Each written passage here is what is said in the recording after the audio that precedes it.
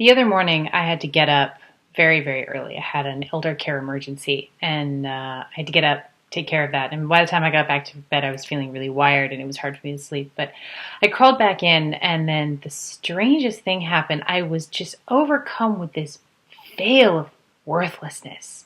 I crawled back in and was just feeling so bad, like I was just useless and there was no point in my existence. I haven't felt like that in so long, and it really took me by surprise, and I didn't like it one bit. But I started to drift off into this half sleep, and it must have been the time of the morning, 4:30 in the morning, something like that, when it's kind of when the magic is still happening, the veil is thin, and I was laying there with my eyes closed, and I had this really interesting experience with that really difficult emotion.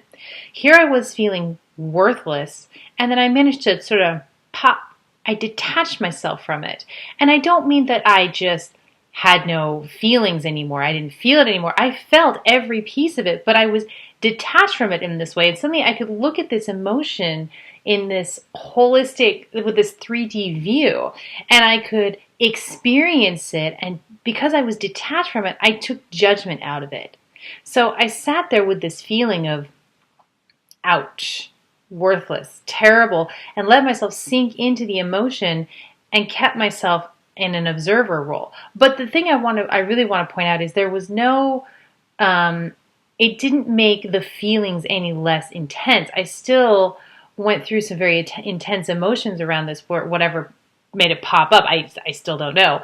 But I didn't have to play the role of victim. I didn't have to play the role of poor me, why me, I really am that terrible. I got to look at it and go, wow, you're having a feeling of being really, really terrible. But that's all it is. It's a feeling coming up. How I identify with that feeling is how it controls me, or I control it.